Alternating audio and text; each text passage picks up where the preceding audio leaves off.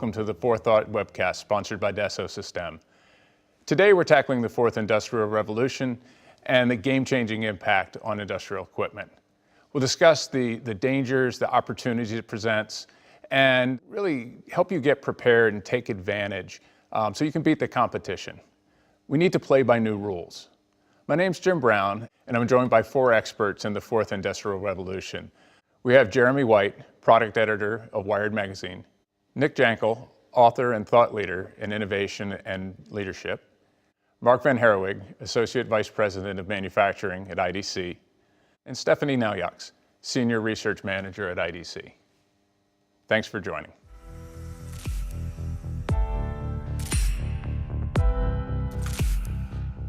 So let's dive right in. I guess the first question is, are we in a fourth industrial revolution? And if so, what does that look like from your experience and your perspective? And Mark, maybe we'll start with you and just work down the line. Well, I think the fourth industrial revolution is not longer a maybe. You know, we definitely are in the revolution. Again, this is enabled by technology, but it's much more than technology. I believe that it's more about processes and people, and I think business leaders today are really pushed to bring their enterprise to the next level. Definitely, yes, we are at the beginning of the fourth industrial revolution. And very interestingly, we did some calculation recently. And what I found really exciting is actually probably 70 to 80% of an average manufacturer will have automated processes, right, within the next 10 to 15 years plus, which I find very, very exciting, right? So how will manufacturers manage to get there, right? I think we are in the mixed of incredible change to everything that we know. What we call it is less relevant. What's relevant is there are connections between people and products and places and processes and machines that we've never had to engage with in the history of humankind. And what we're seeing now is the beginning of people going, hold on, if that can connect to that and that can connect to that, maybe we can create this new thing. A lot of the technologies, the enablers of the fourth industrial revolution, additive manufacturing, putting sensors on machines, the internet, big data, analytics, you know, a lot of these technologies have been around for a while. Why are we now starting the fourth industrial revolution, or has it sort of been starting slowly and now we're just starting to see a ramp up? But why now? Well, there's a couple of things to address with that. Is that, for example, with IoT and sensor technology, one of the reasons we're seeing so much of it now is because the cost of that technology is plummeting and coming down and down and down. And so now you can have, you know, sophisticated sensors for very little cost in all sorts of manufacturing equipment and also consumer equipment as well. The other thing to consider is that actually the computing power is obviously increasing, not by Moore's law, of course, and so you've got this dual application of the massive reduction in cost of technological equipment and computing equipment, and then this increase of ability of computing equipment, and that's before we even get on to places like quantum computing. So it's, you know, photovoltaic cells have come down from being, you know, hundreds and hundreds of dollars to being, I think, 30 cents now for virtually nothing. You know, back in the 1980s, it was $300,000 for 1 gigabyte of storage, and now it's virtually free, or it is free. So this is where this is going. It's a combination of the two. I'd add also that it takes human beings, which are the people who have to design these kind of products and systems and services, it takes them a long time to get their head around what's possible. So I remember working on the progenitor of IoT, which was RFID tagging, almost 20 years ago. And we were doing scenarios and futuring and whatever, and still that stuff that we thought then hasn't even happened yet. And so there's a technical and cost part of it, but it takes us a long time. And if you look at it, people are still working out how to apply machine thinking, industrial thinking into systems that haven't yet quite benefited from that. And actually, I agree with Jeremy. Certainly, the technology is mature, right? And there are so many exciting technologies out there which manufacturers can use. So when you just think about augmented reality, right? And when you think about wearables, right, which you can equip your workers with, think about smart glasses and think about smart gloves, where you can help or where you can enable your workers at the assembly lines picking the right material, right? So there are so many exciting technologies out there where manufacturers can really benefit of using actually these days. Yeah. These are, as you say, these are mature technologies, and the number of businesses that you see now that sort of flag that up as being, you know, we do RFID tagging, we do 3D printing, and thinking that they're at the vanguard of this sort of technology, when really they're actually on the train. And, you know, and I think there's definitely a convergence as well, right? I mean, a lot of these technologies, as they were maturing, were happening in silos, and now we're starting to be able to apply them together. And I think that maybe, you know, along with dropping the cost, it has helped a bit. Is it smart connected products or intelligent connected products that is pushing this forward, or is it just a way that we're seeing it come to life? I think it goes both ways. I mean, just imagine in a world where you have your raw material, which are data loaded, helping your machines to be smart in terms of how to manufacture things, feeding this back to your final product, which is data heavy, which will give you back the loop and the feedback of all the things you did. So you have your continuous improvement basically sorted out. So I believe it enables, but it also pushes it from an end product perspective. You're seeing companies like Boeing, for example, placing sensors in their jet engines, which will enable, you know, the company to know before the engine fails that it's going to have a problem, and so they can fix it and keep, you know, the rolling stock in the air for longer and so on.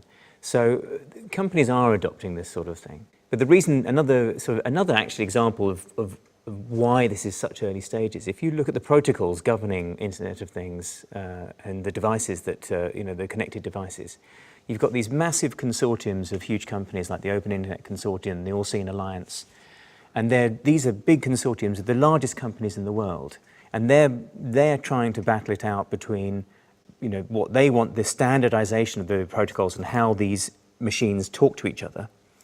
And then Apple are doing their own thing, and then Google are doing their own thing. So what you've got a 4 or 5 way fight now that's almost like a battle that we used to have between like HD, DVD versus Blu-ray, or Betamax versus VHS.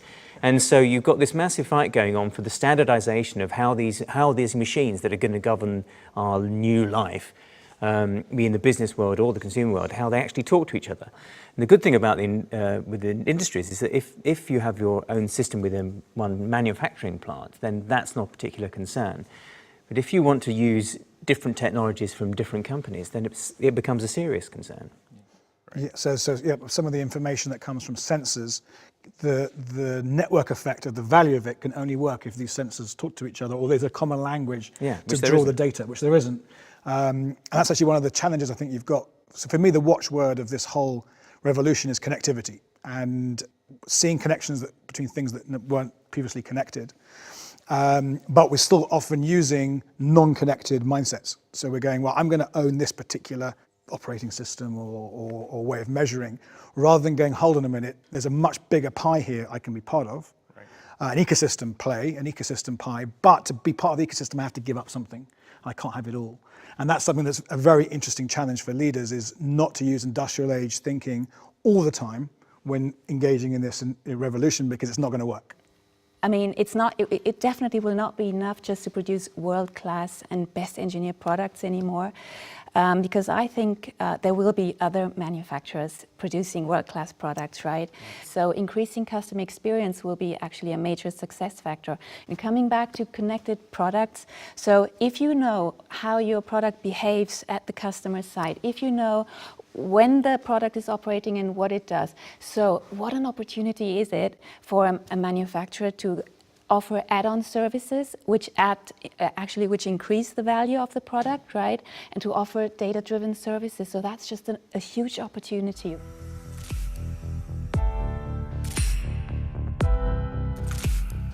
So we've established that the fourth industrial revolution is, and that it's happening, and it's happening now. So it's not a question of if, it's more a question of how are companies going to going to deal with it. So let's turn and talk a little bit about some of the disruption and the pressure that companies are facing. And let's start, what are the biggest threats that an industrial equipment company that they're facing now? What should they be the most concerned about?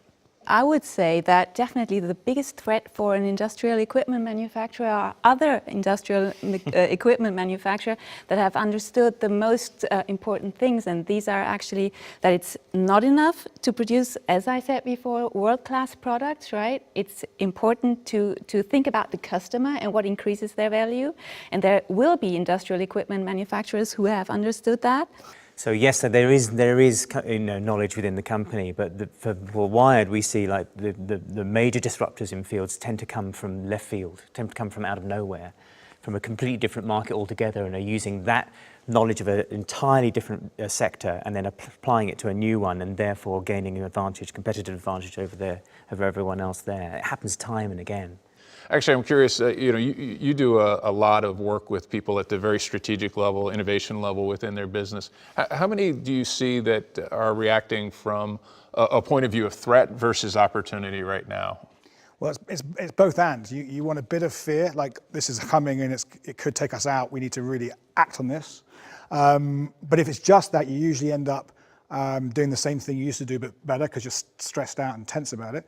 Right. To seize opportunities, you have to get into what we call creative mode, which is the ability to see the vision, see what's possible. I agree with you totally that there's a risk in every innovation process and project. There always is. But what's different about today is there's a bigger risk of not doing anything. In this turbulence, who do you think are the people that have the chance to leapfrog, so the positive side, and who are the ones that are more at risk of being leapfrogged and being left behind? Any thoughts? Absolutely. So as I said, there definitely will be companies who are not market leaders yet, right? But they are very dangerous because they have understood how to use technology like IoT, robotics, and cognitive solution or augmented realities. There will be competitors who have understood how to combine these new technologies to basically offer new stuff, and they will soon become market leaders. I would say the ones who don't get their act together. I mean, they can be small or mid-size or multinational. It's all about talking about, I mean, we are creating the awareness. We are telling people great opportunities, challenges, but opportunities. Not thinking about this. I mean, the latest numbers we have is that only 10% of the industry players are having a game plan or are starting their game plan. So we're this massive group of 90%. Which still has a lot of work to do. So I would say not having a plan. You don't need to have a full master plan with all the steps defined, but you need to have that vision where you want to go and then take it one step at a time and look for the right partner. You cannot do this on your own.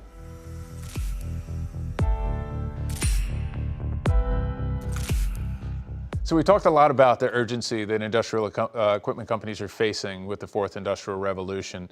Let's start looking at what do companies really need to pay attention to as they start to put their strategy and their plan in place. And where I want to start with that is with blind spots. And what are the things that companies don't understand or don't know they need to do? What I consider as a major blind spot for industrial equipment manufacturers is that in their minds, IP protection plays a major role. When they actually start to share data, they could even increase the value, right? But this is really not something they are very, very good at the moment. So that's one of the most important blind spots I see. Data. There's something, big data. The amount of data that's actually produced in this sort of world is huge, of course. And the blind spots, obviously, of people don't know what to do with it. Right. That's actually, we should point out, actually, that that's not a bad thing to admit. In fact, that's a very healthy thing to admit.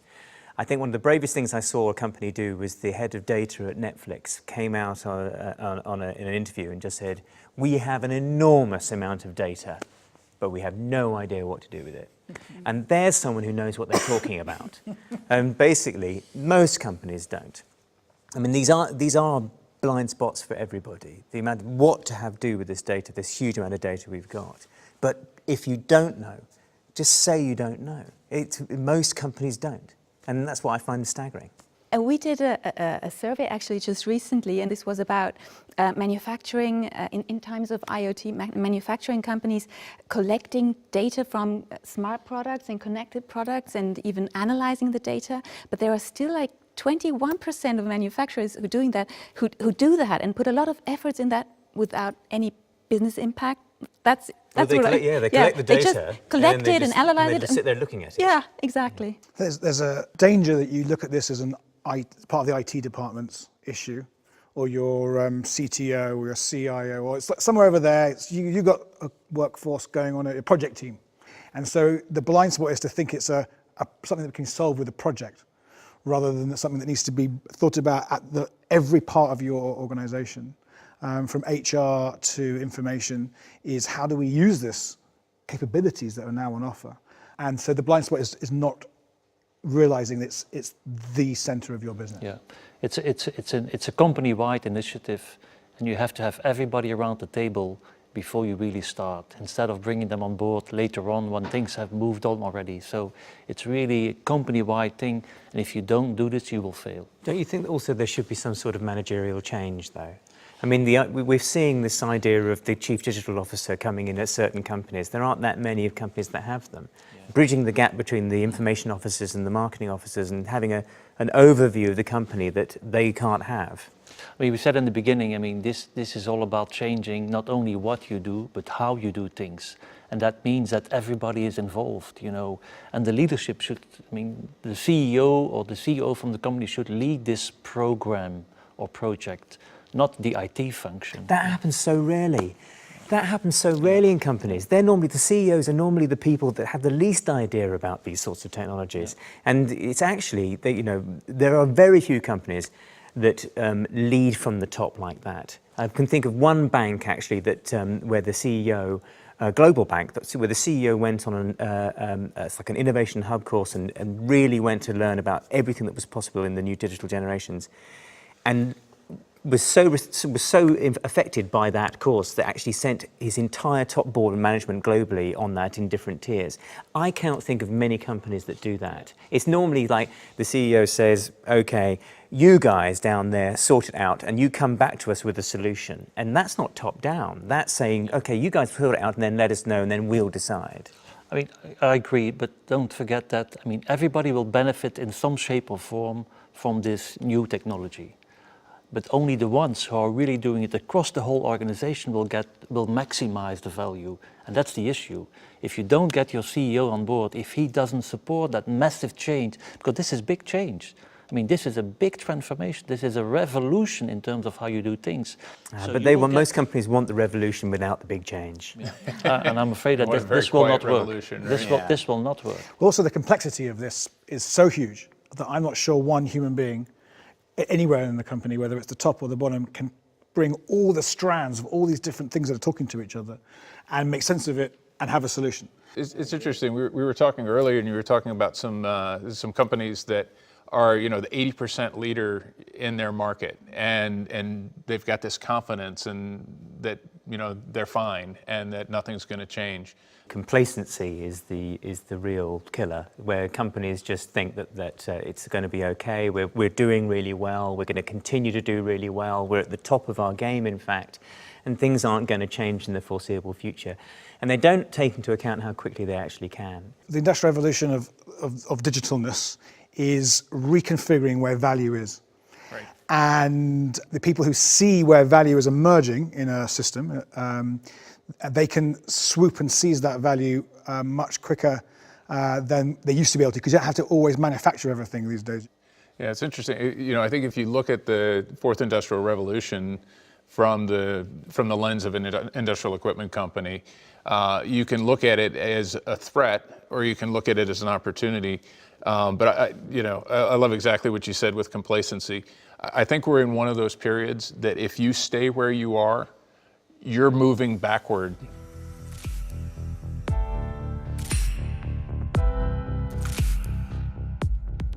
So we talked a lot about the potential disruption of the fourth industrial revolution and blind spots and things that companies need to look out for in their strategies and their plans. What do they need to do to put their strategy into action? I think we are talking about a company-wide transformation, which includes digital technology, new tools, but also you have to think about your culture, your vision, your leadership, your people, your insights, your structure, your organization. All this needs to be part of your master plan, otherwise you will not get the full benefits of the potential of this fourth industrial revolution. Interesting point about planning. The plans mean nothing, planning is everything. If you have a master plan for your fourth industrial revolution strategy, it'll be out of date before you've even started implementing it. So you need the vision, and they need to be so responsive. And one of the things I notice in the companies that I engage with is there are a lot of companies that think they're right, and they've got it cracked, and they've got the model, and they're making decent returns on it.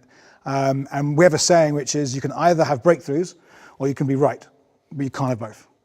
And so helping companies not be right for a little bit, just to think, what would it be like if we did this, and how would we do things if this is a different way of doing things? That's really important. It's really important to realize that the ideas are within your company.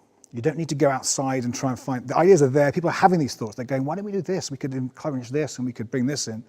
But they won't share it if they're not allowed to share it. If they're told off, if they're humiliated for coming up with crazy ideas, which every company I go to, but there are literally live stories. I took this to the board and I was laughed at and I never did it again. I'm never going to share this again, kind of thing.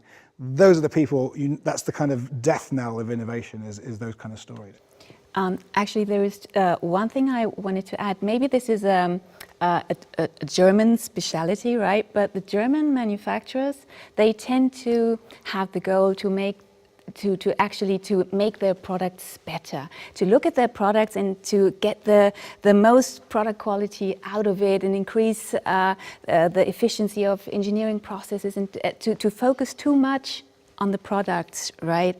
My recommendations to manufacturers, and basically this is what I think will make manufacturers successful, is not to think too much about their products, but think about the customer experience. Here we are again. Put the customer into the center of all your planning, right? And again, I totally agree with you, Mark. As soon as you put the customer in the center of your thinking, you need to start to think in ecosystems and collaborate with others, right? It's not just your product and making your product really good. These manufacturers will not be successful. I couldn't agree more, and to build on this, I mean, at the end of the day, the customer and the customer only will decide if you are successful or not. I mean, Jim, you mentioned a threat, but if I may, can I mention opportunity? Because for each threat we have an opportunity, and I would say I see 4 really important opportunities. 1, operational excellence. I believe operational excellence through this new technology and processes will allow you to improve your performance with 20+%, between 20 and 30%, which will lead to cost reduction, waste reduction, etc., etc. Secondly, business reinvention. The ability to reinvent yourself on an ongoing basis is a massive opportunity. The third party, and I would say probably a 50% increase in business reinvention opportunities. Customer service through products and solutions. I mean, I believe that at the end of the day, we will be able to make one product. A personalized solution for one customer, the one product approach. And the last point is trust and compliance. I mean, we know from studies that 30% of the supply chains are exposed, to risk, which will lead to out of stock or consumer dissatisfaction. And I think we can reduce this with 50% if we do this well. One of the key things that's happening now is that industrial equipment companies need to have a tremendous complexity they need to deal with as they're developing these intelligent, connected products that also connect up to enterprise systems. They connect everywhere. What do companies need to do to manage that complexity of designing all the way through manufacturing and operating this kind of equipment? Well, you don't be afraid to get outside help. That's one thing, actually. McLaren Applied Technologies were brought into GlaxoSmithKline, for example, to help them manufacture their manufacturing plant of toothpaste. It's a boring example, but through their sort of knowledge of the F1 scenario and really high quick turnaround and management of people, management of equipment, as well as many other areas, they managed to increase the production for GlaxoSmithKline by a factor of 4 or 5. It was a huge, and that's just bringing out outside thinking, as we were talking about earlier, outside expertise from a completely different sector, and using that knowledge to benefit how you manufacture, how you use equipment. There's something really important to remember with this complexity, is you can't map it all and understand it all and get perfect data and then do a plan. And it's all going to be great. You've got to start actually trying stuff out. And it's a real preventer of action, is the desire, particularly engineering businesses, to have it all perfect. And actually in complexity, you have to increase variability first. You have to actually create variance, create newness, new ideas, test them out, prototype them, pilot them, explore them, fail them quickly, and then keep going. Don't try and get the perfect thing first time, because you're not going to make it. Let's wrap up with one final piece of advice for industrial equipment companies that are facing the challenges of the fourth industrial revolution. We've told them what to look at in terms of including in their plans, what they should be looking over their shoulder at. What's the one thing that you would say to them that gets them set off in the right direction? I'd tell them to get out there and go and see how completely separate businesses of theirs are going and doing things. Learn. Don't just wait for those businesses or those industry sectors to bring their knowledge and expertise to their business and then disrupt them. Get out there and actually go and see what's happening in completely other areas, in the health sector, in the automotive sector, in the consumable sector. It's like, just go out and see what's happening and learn what can be learned, bring it back to your business and see how it can be changed. Don't just wait for that to happen to you. Be proactive about it. That's the thing I'd say. And I'd say actually the one important thing is look at what your customer wants. Look how you can help your customer to get most out of your product. It's not just your product. It is product quality matters, but look what your customers want. And even if that requires to work together in an ecosystem, look at that. I'm going to build on that and say seek the value of the future. Not the value where the past was, what the value of the future is, and that means getting massively curious about your user, whether it's the end user of your actual piece of equipment on the production line or the customer. But get massively curious and empathic, trying to get into their world. What would delight them? What would amaze them? What would empower them? Because that's where value is going to be in the future. Everybody will gain from using digital tools, But I would recommend people look at your whole organization, because if you only implement digital tools without changing your organization, you will remain with an old organization. So with that final piece of wisdom, we'll end our Forethought webcast today. I'd like to really thank our panelists, Mark, Jeremy, Stephanie, and Nick. And I would also like to thank our host, Dassault Systèmes. Thanks very much. Thank you.